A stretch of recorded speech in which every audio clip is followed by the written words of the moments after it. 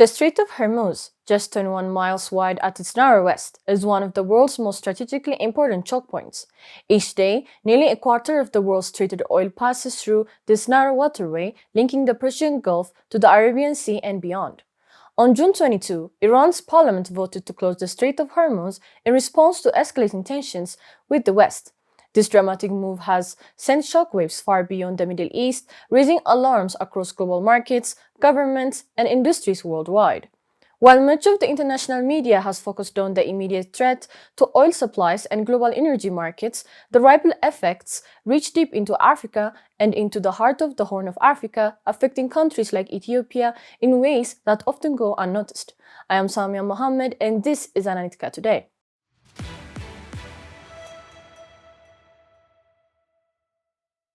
To understand why Iran's decision matters so much, we need to revisit why the Strait of Hormuz is vital. Situated between Oman and Iran, the strait serves as the gateway for oil exports from major producers such as Saudi Arabia, Iraq, Kuwait, the United Arab Emirates, and Iran itself.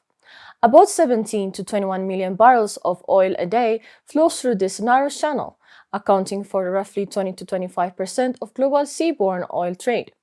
Any disruption here doesn't just affect the Middle East, it causes reverberation in oil prices worldwide, sparking volatility in energy markets and beyond.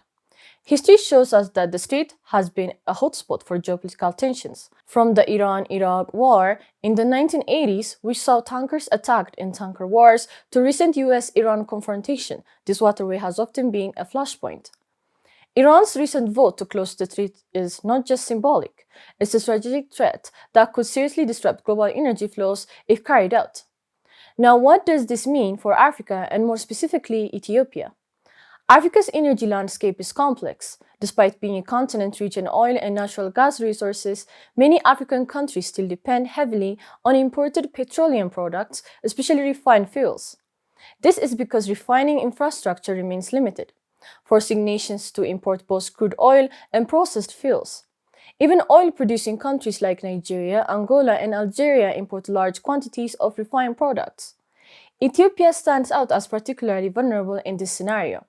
It is a landlocked country relying on neighboring Djibouti's ports for about 95% of its international trade. This includes almost all of its fuel imports. Ethiopia imports nearly all of its petroleum needs, including diesel, gasoline, and jet fuel, from abroad. When global oil prices spike due to uncertainty in places like the Strait of Hormuz, transportation and logistics costs increase across the Horn of Africa. Higher fuel costs quickly translate into more expensive food, transport, electricity, generation, and goods, putting real pressure on Ethiopian households already battling inflation and economic challenges. This vulnerability is compounded by Ethiopia's rapidly growing population and economy.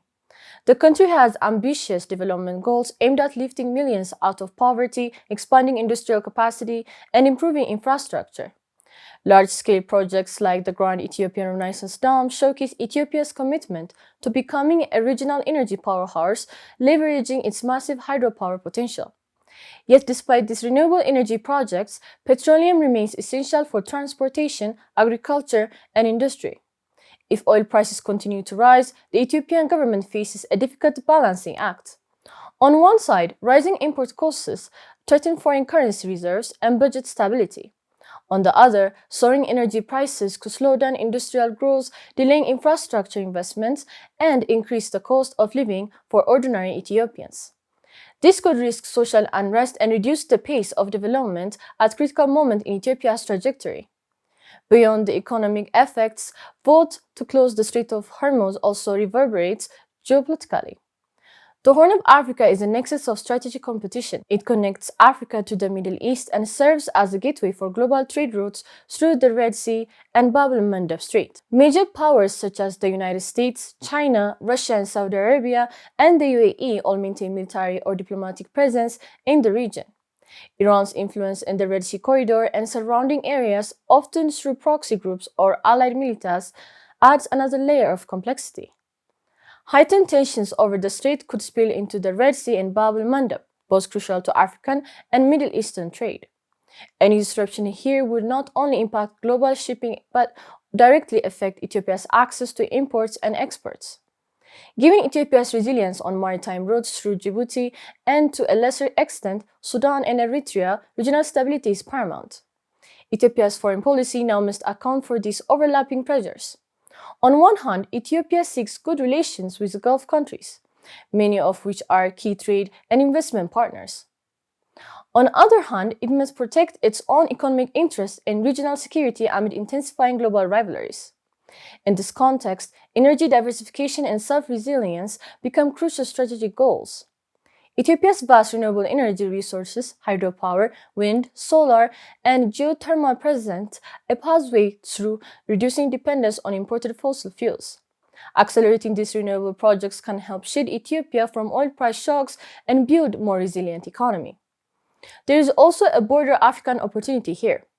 Regional economic communities like the African Union and IGAD provide frameworks for cooperation that can enhance energy security and infrastructure development.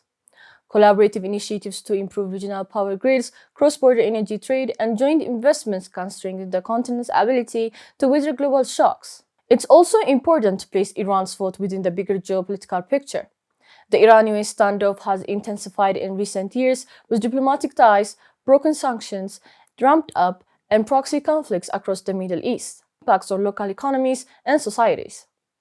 Ethiopia, as a rising regional power, must cultivate a nuanced foreign policy that balances diplomacy, economic pragmatism, and security consideration. This means investing not only in traditional diplomacy but also in robust economic policies that reduce external vulnerabilities. It means deepening regional integration to build stronger collective resilience. And it means recognizing that the future of energy is renewable, sustainable, and less subject to geopolitical shocks. Iran's decision to vote to close the Strait of Hormuz is more than a Middle Eastern crisis. It's a global wake-up call. For Ethiopia, it highlights the fragile links between global geopolitics and domestic economic realities. It underscores the urgent need for energy diversification, diplomatic agility, and regional cooperation. The path forward will not be easy, but with careful strategy, Ethiopia and Africa can turn these challenges into opportunities for growth, stability, and lasting development. This is Analytica Today. Until next time.